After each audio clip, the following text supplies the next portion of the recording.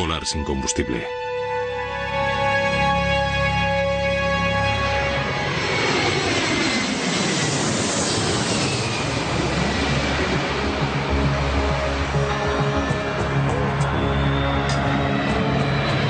...23 de agosto de 2001... En el Aeropuerto Internacional de Toronto hay una gran actividad. Air Transat es una empresa de vuelos charter que ha crecido rápidamente hasta convertirse en una de las líneas aéreas más importantes de Canadá. En pleno verano ya no viajan tantos hombres de negocios y se nota un ambiente veraniego. El vuelo 236 de Air Transat se dirige a Lisboa. La mayoría de los pasajeros son canadienses que van a visitar Europa o inmigrantes portugueses que vuelven a su tierra.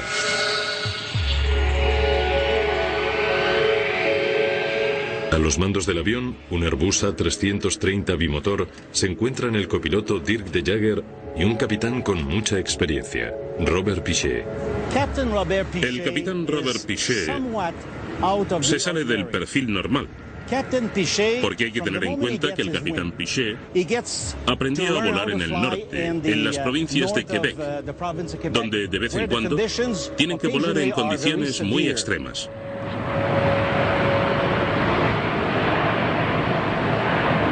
La cabina de mando del avión A330 es ultramoderna. Equipos de ordenadores conectados a más de 100 sensores a bordo que supervisan constantemente el funcionamiento del avión. Este reportaje revela los serios problemas que surgieron después de que los pilotos desconfiaran de unas indicaciones inusuales en los ordenadores. En principio, los ordenadores ayudaron al vuelo 236 a despegar sin problemas.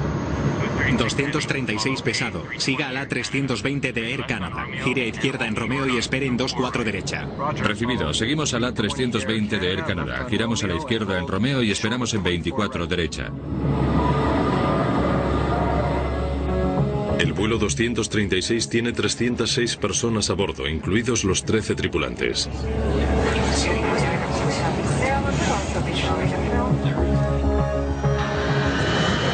Transat 236, pista libre para el despegue.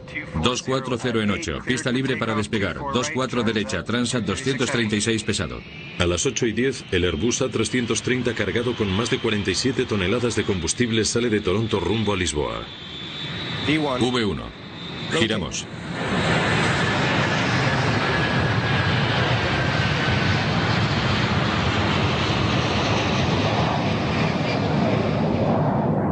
El pronóstico del tiempo sobre el Océano Atlántico es bueno. Todo se desarrolla con normalidad en la cabina, a excepción de un pequeño ajuste en la ruta. Para evitar congestiones, el control de tráfico aéreo desvía el vuelo 236 unos 100 kilómetros al sur de su ruta original. Es una pequeña modificación que más tarde tendrá una gran importancia.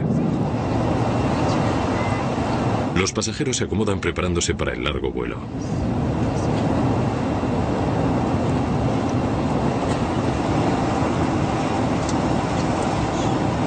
Todo parecía ir con normalidad. Yo había viajado anteriormente con Air Transat y no me quedé muy contenta. Por eso estaba sorprendida de la calidad del vuelo, que fuera puntual. El avión era más moderno y en general pensamos que era mucho mejor de lo que esperábamos. Estamos llegando a nuestro siguiente punto de control. Cada 30 minutos sobre el Atlántico, los pilotos cotejan su posición y el consumo de combustible con respecto al plan de vuelo. 11,2 toneladas a la derecha y 11,2 toneladas a la izquierda. A pesar de los sistemas computarizados, algunos procedimientos como la comprobación de combustible a bordo deben seguir realizándose de forma manual. Los pilotos pueden averiguar el consumo de combustible comparando la cantidad de combustible en los depósitos con la que tenían cuando despegaron. Completada la comprobación, el nivel de combustible es normal. De acuerdo. Durante las primeras 5 horas, nada se sale de lo normal. Para lo que va a ocurrir a partir de ahora, tanto la tripulación del avión como Air Transat y los investigadores del accidente han rehusado ser entrevistados. Este reportaje utiliza los hechos que se conocen sobre los procedimientos estándar de emergencia en vuelo y la opinión de expertos para reconstruir lo que ocurrió en el vuelo 236. Mira, nos ha aparecido una alerta. Temperatura del aceite baja y presión del aceite alta en el número 2. Con esta alarma empiezan los problemas. La presión del aceite en el número 1 está dentro de los límites normales. En el número 2 está ligeramente alta. La pantalla del ordenador indica que la temperatura del aceite en el motor número 2 es baja, pero que la presión del aceite es alta. Una indicación muy extraña. Los pilotos se hallan desconcertados. No veo nada aquí. Miraré en el manual. El aviso de temperatura del aceite baja suele ser indicativo de un problema de sensores o de lecturas. Normalmente la temperatura del aceite no baja, sino que sube. Y una temperatura baja en el aceite no debe preocupar a nadie. Luego, el aviso de presión de aceite alta es muy extraño. De hecho, nunca había oído algo parecido, pero normalmente tiene que ser debido a que han entrado en contacto el aceite con el combustible. Todo esto no aparece explicado en los manuales. Llama a la compañía. Los pilotos se ponen en contacto con el equipo de mantenimiento de Air Transat en Montreal. Transat 236 a centro Mirabel. Mirabel Transat 236. Hola. Hola, tenemos un pequeño problema. En el monitor central nos aparece el aviso de temperatura del aceite baja y presión del aceite alta en el motor número 2. Y no hemos visto nada en los manuales. ¿Nos puedes ayudar? Estoy mirando el manual. El personal de tierra no dispone de soluciones inmediatas. Los pilotos tendrán que arreglárselas como puedan. Pueden darles algún consejo sobre algún problema para que prueben por si acaso resulta. Pero en definitiva, sabes que los pilotos se tienen que valer por sí mismos allí arriba. Pueden recibir consejos de alguien que está a 4.000 kilómetros, pero no les pueden arreglar las averías. Les sugiero que sigan atentos a los niveles de aceite, a ver qué ocurre. Como los avisos sobre el estado del aceite resultan tan raros, los pilotos creen que puede tratarse de un error del ordenador. Los pilotos siguen atentos a los niveles del aceite. El vuelo 236 de Air Transat sigue su rumbo.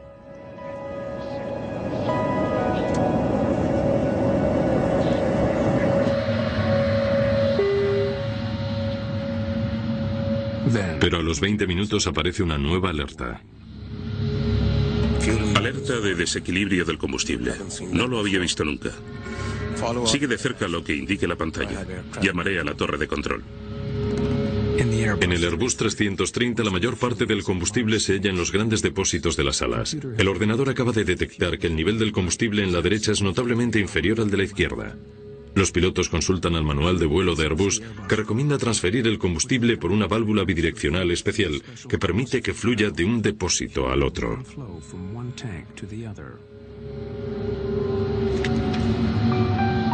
Pero antes de abrir esta válvula, los pilotos deben estar seguros de que el desequilibrio del combustible no sea provocado por un problema más serio, como podría ser una fuga del combustible. La última comprobación de combustible fue hace solo 15 minutos y estaba bien. No parecía que hubiera fugas de combustible. Adelante, entonces. Válvula bidireccional del ala activada. Activada.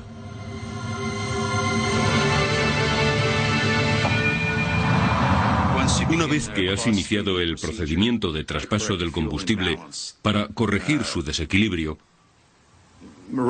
todo debe volver a la normalidad rápidamente. En otras palabras, la situación no debería seguir empeorando, sino que debería estabilizarse inmediatamente y empezar a corregirse. Pero la situación no se está corrigiendo. Los pilotos no saben que hay una gran fuga de combustible en el motor número 2, en la parte derecha del aparato.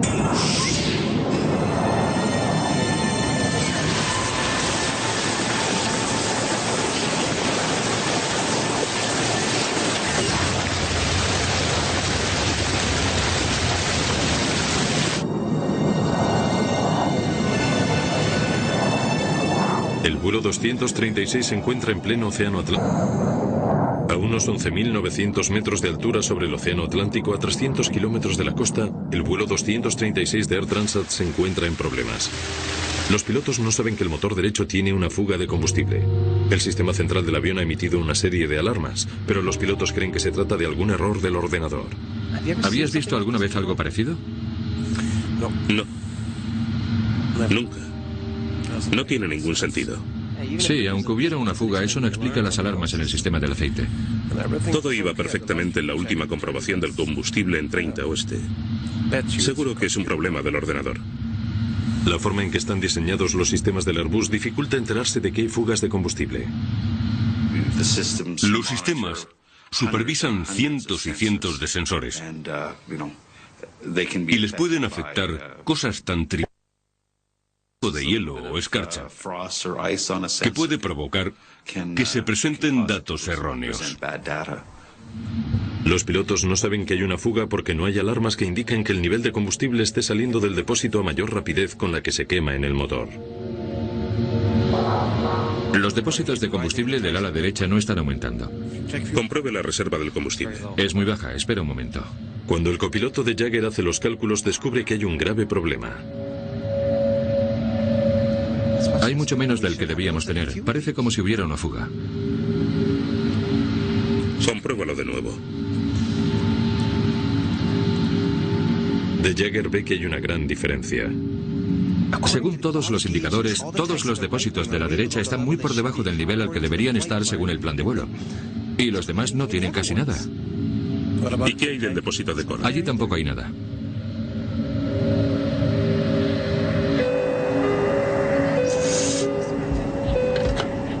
¿Sí? Hola, soy el primer oficial. ¿Puedes venir a la cabina, por favor? Claro.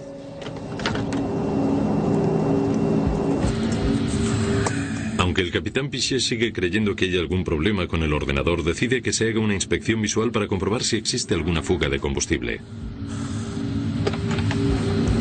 Capitán. Hola. ¿Podéis, Karen y tú, coger unas linternas y asomaros por las ventanillas por si veis como una especie de estela o de chorro saliendo de las alas y venís a informarme rápidamente? De acuerdo. Dirk, quiero que hagas otra comprobación del combustible, por favor.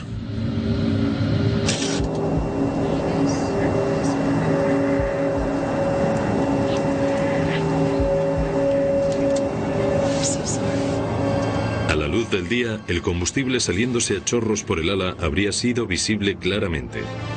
Pero en una noche cerrada, incluso con una linterna, resulta imposible ver la fuga de combustible del motor.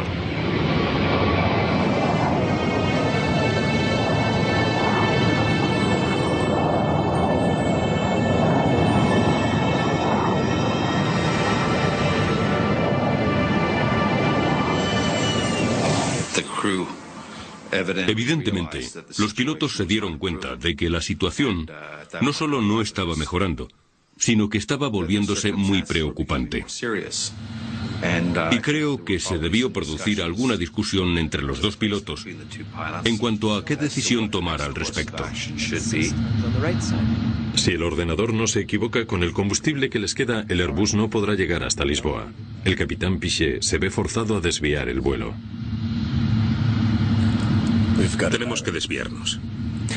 Llama al control oceánico. ¿Dónde está el aeropuerto más cercano? Transat 236 pesado a Torre de Control Santa María. ¿Dónde está el aeropuerto más cercano? Es posible que tengamos un problema de combustible.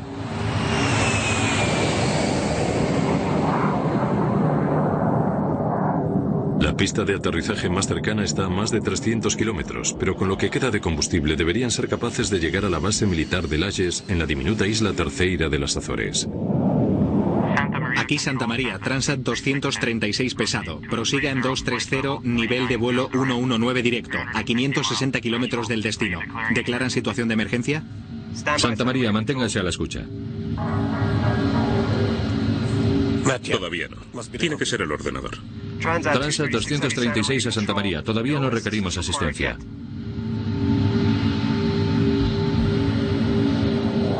El vuelo 236 continúa rumbo hacia el sur durante los 25 minutos siguientes. Todo en la cabina parece transcurrir con normalidad, pero los niveles de combustible son cada vez peores.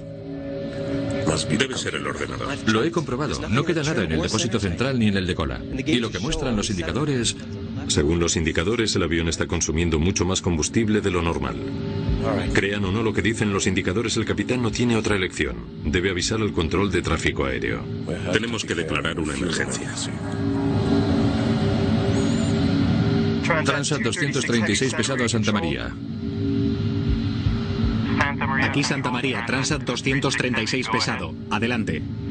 Transat 236 pesado. Tenemos una emergencia. Nos falta combustible.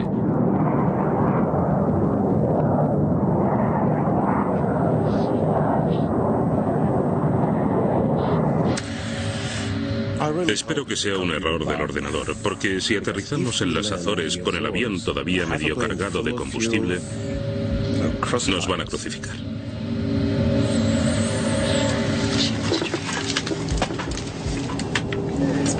Pero a las 6:13 de la mañana, menos de una hora después de saltar la primera alarma, la situación se termina de agravar.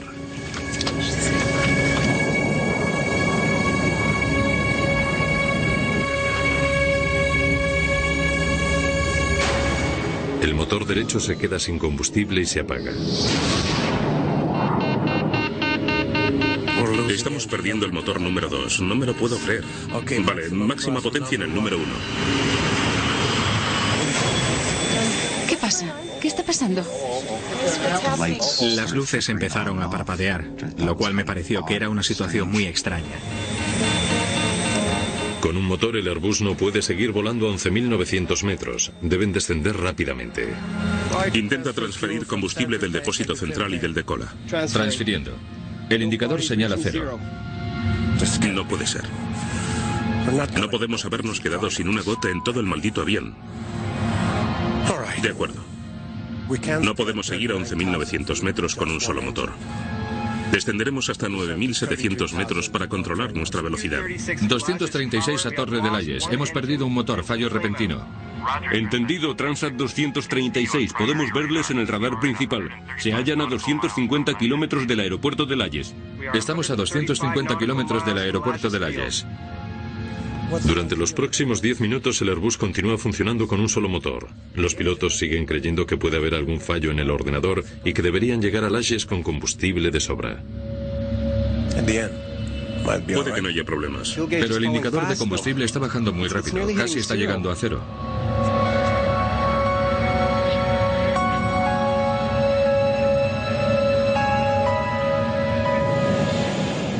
A los 13 minutos después de que se apagara el motor derecho, el motor izquierdo empieza a fallar también a 157 kilómetros del destino.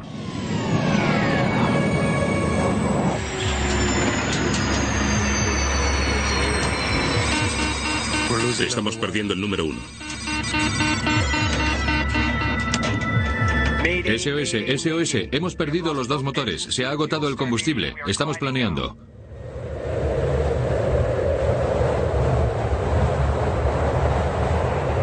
Uno de los aviones más sofisticados de la era moderna, con 306 personas a bordo, se convierte en un planeador gigante cayendo poco a poco hacia el océano.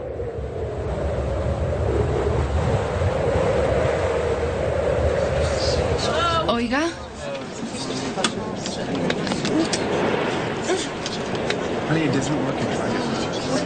Perdonen, ¿puede venir alguien? Oiga.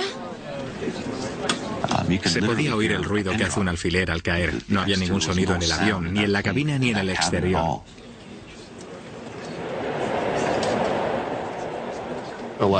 Había mucha gente rezando y pidiéndole ayuda a Dios. Lista de funciones que hemos perdido. Estabilizador, sistema hidráulico azul y amarillo, ADR 2 y 3, antideslizamiento, inversores de marcha, equilibrador de timón, radio de alta frecuencia 1 y 2. Sin ninguno de los 2 motores nos quedamos sin sistemas eléctricos. Si los motores no funcionan, los generadores no funcionan y el avión no tiene potencia. Hay un pequeño aparato, una turbina de aire, que se despliega por debajo del fuselaje, cerca de la estructura aerodinámica del ala, y es una especie de hélice que se mueve con el viento y que proporciona energía muy reducida para poder utilizar los sistemas hidráulicos del avión. En otras palabras, aunque es un planeador, al menos es un planeador bajo control. Calcula hasta dónde podemos llegar usando el ángulo de vuelo sin motor. Nos encontramos a 9.100 metros con una velocidad de descenso de 600 metros por minuto. Podremos aguantar unos 14 o 15 minutos. No quiero morir en mi luna de miel. Estaba intentando tranquilizarla, diciéndole que todo iba a salir bien. Es muy difícil mantener la calma cuando estás pensando en que puedes morirte.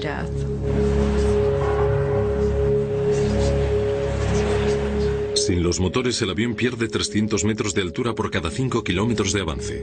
Pueden llegar a las Azores, pero si los pilotos cometen algún error, se verán forzados a amerizar sobre el agua. Tenemos que hacer un amerizaje.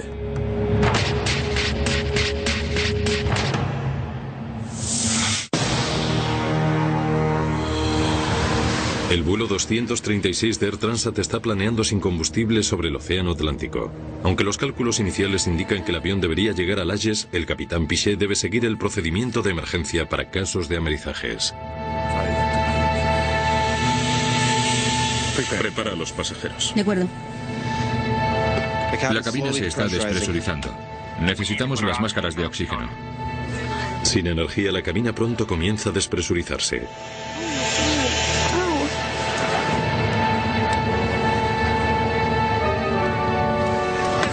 Por favor, todos presten atención. Estamos preparándonos para amerizar. Tienen que ponerse los chalecos salvavidas ahora mismo. En cuestión de, diría, 2 minutos, empezaron a salir las azafatas corriendo por los pasillos con chalecos salvavidas. Ese era un claro motivo de alarma. La primera pregunta que me vino a la cabeza fue, ¿qué está ocurriendo?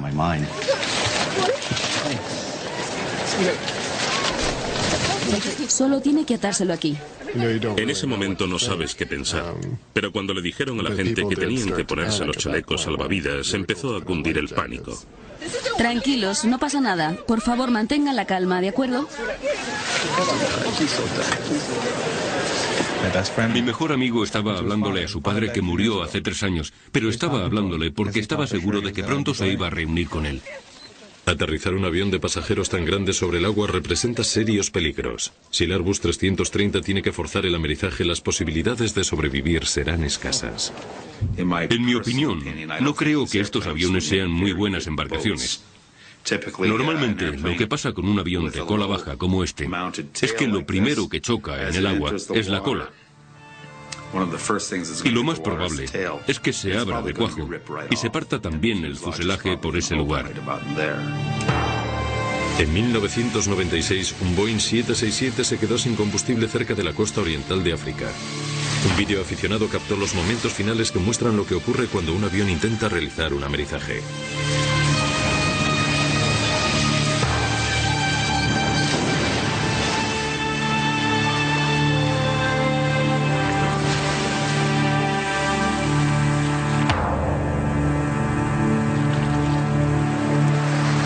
De las 175 personas a bordo del avión etíope, solo sobrevivieron 50.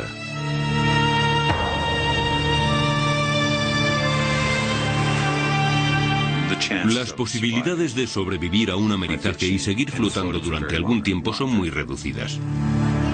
Si el vuelo 236 de Air Transat tiene que realizar alguna maniobra similar, se enfrentará a un desenlace igual de trágico.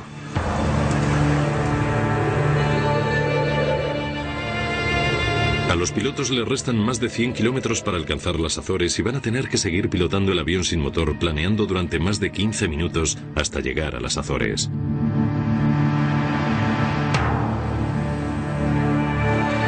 Aeropuerto de Layes, Azores. Transat 236 pesado a Torre de Layes.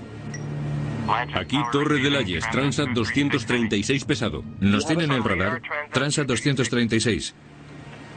Les tenemos en el radar principal, confirmado. Están a 130 kilómetros, su rumbo es correcto. Transat 236, Torre de Layes. Estamos intentando hacernos idea de la pista. Por favor, describa la posición y longitud de la pista. Torre de Layes, Transat 236 pesado. La pista es 3-3 y tiene 3.300 metros. Se encontrarán con el aeropuerto justo en su rumbo actual. Comuníquenmelo cuando lo tengan a la vista. Transat 236 pesado. No vemos el aeropuerto. Se lo diremos en cuanto lo localicemos.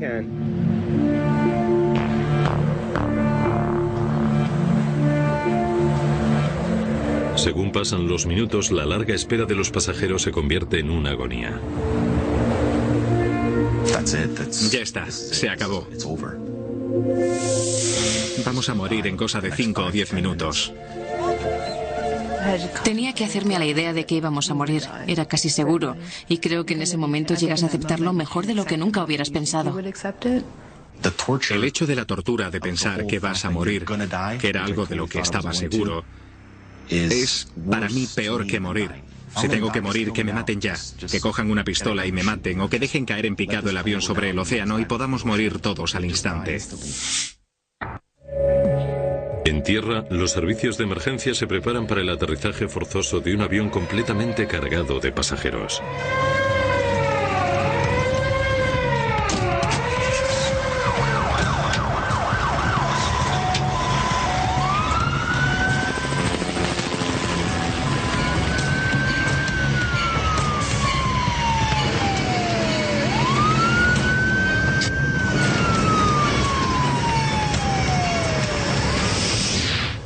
Faltan 20 kilómetros y los pilotos se preparan ahora para la parte más peligrosa de la operación, aterrizar el avión en la pista en una sola pieza. Transat 236 pesado Alayes. ¿Tienen nuestra distancia y condiciones meteorológicas? Entendido, 236 pesado. Están a 13 kilómetros según el radar principal. Velocidad en el aire 520 kilómetros hora. Visibilidad ilimitada. Deberían tener el aeropuerto a la vista. Negativo, Torre de Alayes. De momento no vemos la pista de aterrizaje.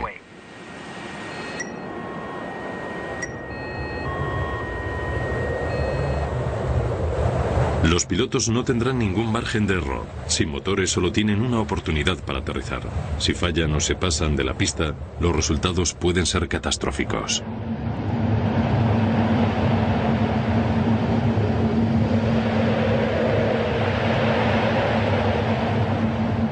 Ya lo tengo, justo a la derecha.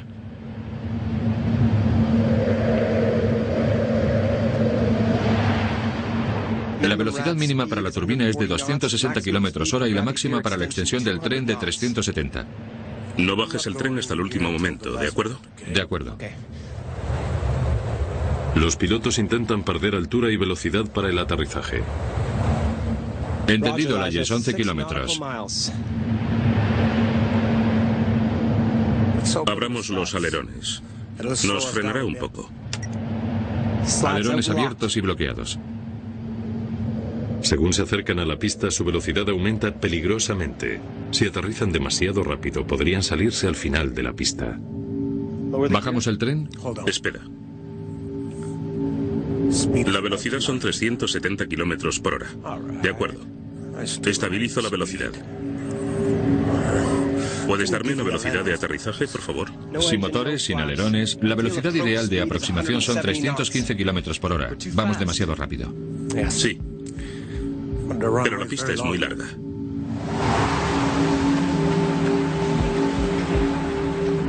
El capitán Piché realiza una serie de virajes bruscos para frenar el avión antes del aterrizaje.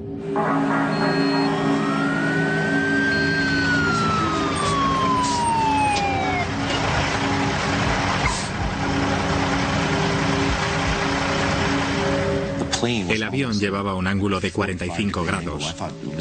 Pensaba que íbamos a darnos la vuelta y caer en picado. El avión fue rodeando la isla para reducir la velocidad. Así que empezamos a ver tierra, luego vimos el agua otra vez. Y la verdad es que me pareció que se habían esfumado nuestras últimas posibilidades de salvarnos. La pista es muy larga, sí, claro, pero al final de la pista hay un acantilado de 120 metros. Si no conseguimos parar, estamos perdidos. Se acabó.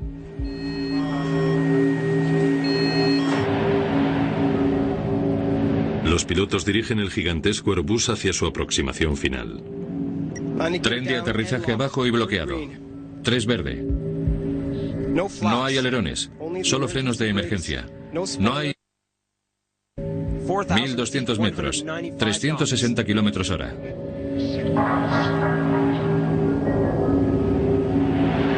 ...900 metros, 365 kilómetros por hora.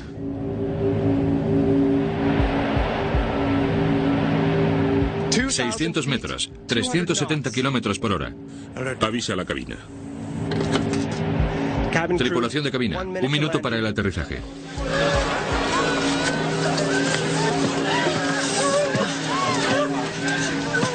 Agárrate. Velocidad vertical 900 metros por minuto. Vamos demasiado rápido. La velocidad sigue aumentando. Ahora 375 kilómetros por hora. Vamos muy rápido. 300 metros, 372 kilómetros por hora. Voy a intentar levantar el morro. Vamos a llegar pronto. Pero aunque los pilotos consigan aterrizar en la pista, se enfrentarán a otro problema. Sin los motores, el sistema normal para frenar se encuentra seriamente debilitado.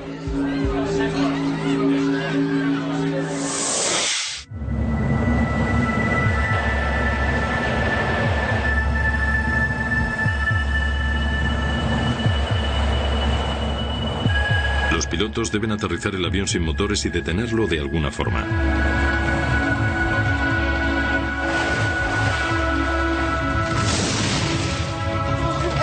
Todo el mundo preparado para el aterrizaje.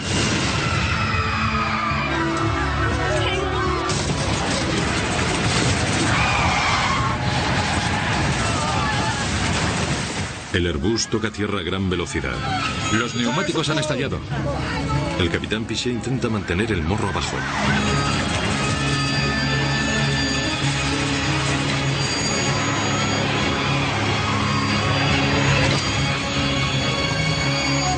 ¡Dios mío!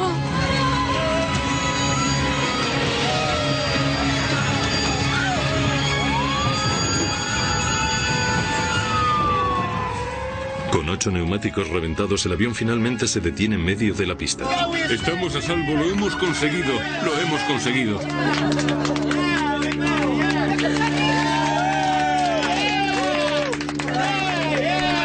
Vamos, todo el mundo fuera del avión, ahora mismo. Vamos, vamos.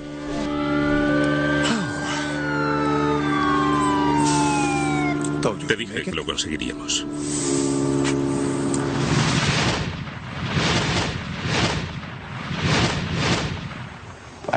Yo solo quería salir de ese avión lo más rápido posible. Salté y me di contra el suelo. Creo que ni siquiera llegué a tocar el tobogán con el trasero. No me deslicé por el tobogán, corrí por él. Estaban gritando, salgan, salgan, así que yo salí corriendo del avión. Por el amor de Dios, ¿qué ha pasado aquí? Me tiré al suelo y empecé a llorar. Y una vez que has salido del avión y te han evacuado, quieres saber qué ha pasado. Piché y De Jager habían pilotado su Airbus sin motores la mayor distancia recorrida nunca por un avión de pasajeros. Las noticias de su extraordinaria proeza recorren todo el mundo y se convierten en héroes a su pesar. Lo único en lo que piensas en ese momento es en la seguridad de los pasajeros. Es tu principal objetivo. Y puesto que no disponíamos de ningún motor, lo más importante era conseguir aterrizar con seguridad. Supongo que en ese momento pude aprovechar mi experiencia y gracias a eso y a la ayuda de mi compañero conseguimos aterrizar con éxito. Recibimos preparación para lo peor, pero nunca se sabe cómo vas a reaccionar en situaciones así. Más tarde, reflexionando, creo que actuamos con la mayor profesionalidad y de la mejor forma que pudimos. Me sentí contenta y di gracias al ver que todos los pasajeros se encontraban bien. Cuando ocurre algo así, la verdad es que nunca se sabe cómo se va a acabar. Al principio no te lo crees. No entiendes cómo es posible que un gran avión con 2 motores se quede sin potencia con 300 personas a bordo. Pero aunque resultó ser una historia de éxito, todavía quedaban inquietantes preguntas por contestar. ¿Cómo pudo haberse quedado sin combustible un avión tan sofisticado? ¿Qué había ocurrido exactamente con el vuelo 236? Fuera de las cámaras, las autoridades de transporte francesas, canadienses y portuguesas comenzaron la investigación del accidente inmediatamente. Las primeras investigaciones confirmaron que todos los depósitos de combustible del Airbus se encontraban realmente vacíos. Pero para perder más de 17 toneladas de combustible en tan corto espacio de tiempo debía de tratarse de una fuga muy grande. La pregunta era, ¿dónde? Los ingenieros examinaron el sistema de combustible buscando fallos en los depósitos y en los conductos. No tardaron mucho en encontrar lo que estaban buscando, justo detrás del motor derecho. En este caso en particular, había un tubo hidráulico, relativamente pequeño en comparación con el tubo más grande del combustible que, posiblemente, debido a los movimientos del sistema hidráulico, estaba rozando con el tubo grande. Este, llegado un momento, empezó a perder combustible por un agujero que se fue abriendo cada vez más hasta romperse. Y por ahí fue por donde se salió todo el combustible del avión. Los investigadores comenzaron a revisar los registros de mantenimiento de Air Transat. Descubrieron que el 19 de agosto, 5 días antes del vuelo, Air Transat había extraído el motor derecho para instalar otra unidad de recambio enviada desde Rolls-Royce. Y mientras revisaban los comprobantes de la reparación del motor, descubrieron un error estrepitoso. No se trataba de un fallo de diseño, sino de un fallo en la reparación. Rolls-Royce les había entregado el motor sin la bomba hidráulica. Para solucionar esto, los mecánicos de Transat usaron las piezas de otro motor viejo, pero no quedaban perfectamente ajustadas, por lo que los tubos estuvieron rozándose durante 5 días, hasta que uno de ellos se rompió en mitad de una travesía sobre el Atlántico. El motor se recibió sin esos 2 tubos y sin el soporte. La finalidad de ese soporte era mantener un espacio libre apropiado. De modo que si quitaron el soporte del motor viejo y se lo pusieron al nuevo, los tubos se quedarían atrapados y unidos y posiblemente irían rozándose. Cuando los investigadores interrogaron a los mecánicos de Air Transat, encontraron pruebas de negligencia aún más inquietantes. El mecánico jefe testificó que a él no le parecía buena idea utilizar otro sistema hidráulico y que se lo comunicó a su superior 5 días antes del accidente.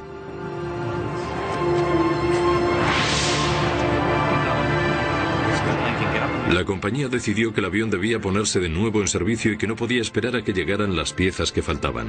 Debían proceder con las piezas disponibles. Las piezas de recambio solo se distinguían de las correctas en unos cuantos milímetros, pero esa pequeña diferencia estuvo a punto de costar 306 vidas.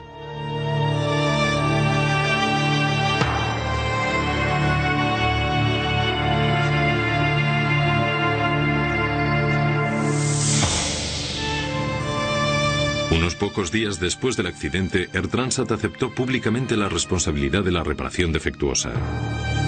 Hay que tener en cuenta que se produjo un pequeño error al cambiar la bomba.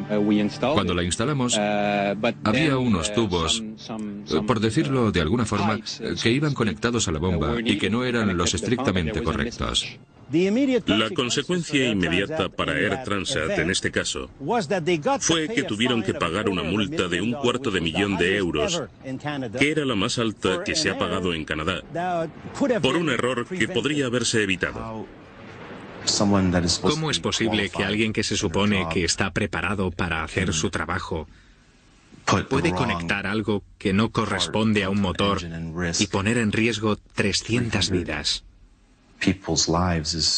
Eso es algo que me supera. Este incidente es un aviso muy importante de que las normas y la seguridad son primordiales y que si no se respetan se perderán vidas humanas. Y son vidas de verdad, no una cifra imaginaria, 300 o la que sea. Son gente real que sufren y siguen sufriendo, y si no fuéramos nosotros, hubieran sido nuestros familiares. Pero esto no fue el final de la historia. Los investigadores tornaban su atención ahora hacia la cabina de los pilotos. ¿Qué papel tuvieron los pilotos en el suceso del 24 de agosto?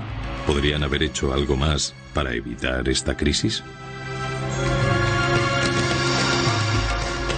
Todavía quedan sin contestar preguntas clave, como ¿qué es lo que ocurrió en la cabina de mando del avión? La investigación canadiense del vuelo 236 de Air Transat descubrió que se había producido una fuga de combustible debido a errores en el mantenimiento del avión. Air Transat había aceptado la responsabilidad y pagado una fuerte multa, pero la atención giraba ahora en torno a los pilotos y su actuación. ¿Qué papel tuvieron ellos en la pérdida del combustible? Válvula bidireccional del ala activada. Activada. Cuando los pilotos abrieron la válvula bidireccional para transferir el combustible del depósito izquierdo al derecho, perdieron 17 toneladas de combustible en menos de 30 minutos. Pero su error fue no cerrar esta válvula para haber evitado una mayor pérdida. Hemos perdido los 2 motores. Se ha agotado el combustible. Estamos planeando. En los días posteriores al incidente, el capitán Piché y Dirk de Jager fueron llamados a declarar y les preguntaron todos los detalles de sus decisiones y acciones. Pasados más de 2 años, las averiguaciones seguían sin publicarse. Lo que sigue a continuación son posibles explicaciones de lo ocurrido aquella noche, basados en hechos conocidos y en opiniones de expertos. Temperatura del aceite baja y presión del aceite alta en el número 2. Las alertas de presión del aceite alta y temperatura del aceite baja del motor número 2 en el ala derecha no tenían por qué hacerle sospechar a los pilotos que existía una gran fuga de combustible. Las indicaciones que les aparecían con respecto a los sistemas de aceite probablemente no tendrían por qué ser motivos de sospecha. Se pudieron haber preguntado qué era lo que causaba esas indicaciones tan raras, pero no hay ninguna explicación clara, ni tampoco les habían instruido al respecto como para que sospecharan que había problemas en el sistema de combustible. Seguro que es un problema del ordenador. Pero aunque los pilotos pensaran que sería un error del ordenador, las alertas en relación con el aceite eran en realidad correctas y la primera señal de que existía un problema mucho más serio. Alerta de desequilibrio del combustible, no lo había visto nunca. Al aparecer el aviso de desequilibrio del combustible 20 minutos después indicando una menor cantidad de combustible en el ala derecha, no parecía relacionado con las alertas del aceite y pudo reafirmar al capitán Piché en su idea de un error en el ordenador. No aplicar este procedimiento si se sospecha que hay una fuga de combustible. A pesar de sus dudas, el capitán Piché estaba obligado a seguir el procedimiento de Airbus para corregir el desequilibrio. Abrió la válvula bidireccional. Válvula bidireccional del ala activada.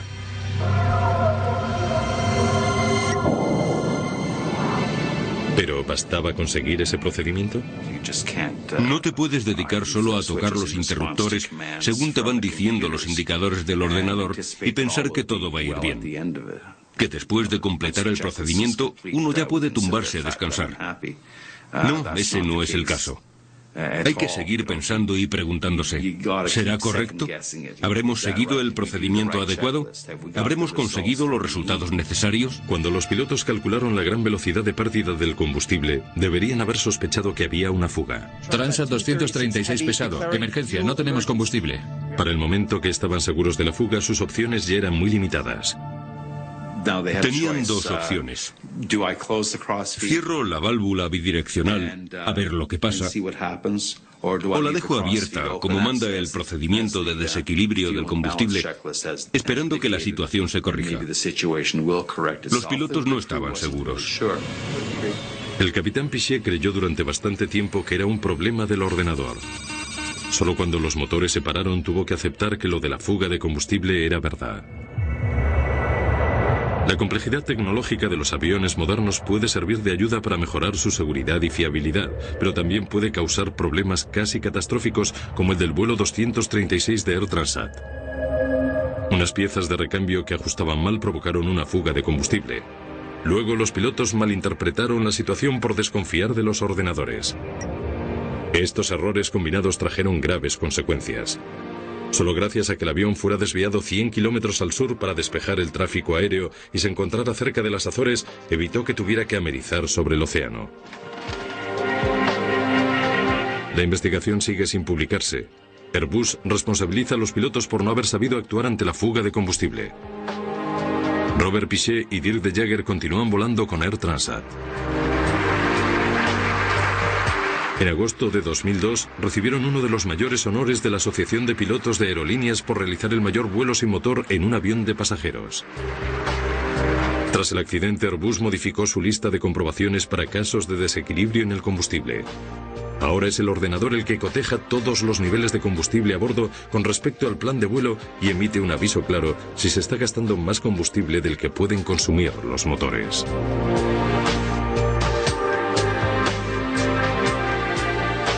Rolls-Royce ha cambiado sus manuales de servicio para alertar a sus clientes de la incompatibilidad de dos piezas casi similares.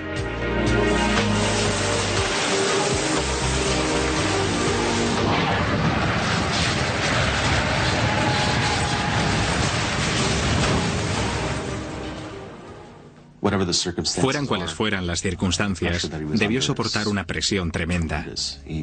Consiguió aterrizar el avión, solo rompió 8 de los 12 neumáticos y salvó a 300 personas. Salvó 300 vidas. El capitán Piché nos salvó la vida. Y cometiera o no un error, o fuera un error del ordenador, no importa, porque seguimos con vida.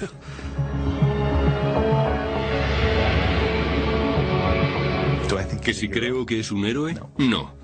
¿Que creo que es un enorme piloto? Sí. Gracias a Dios que las islas de las Azores estaban ahí, porque nos salvó la vida. Pero si el tubo del combustible se hubiera roto 2 o 5 minutos antes, habríamos acabado en el agua y probablemente yo no estaría aquí contando esta historia.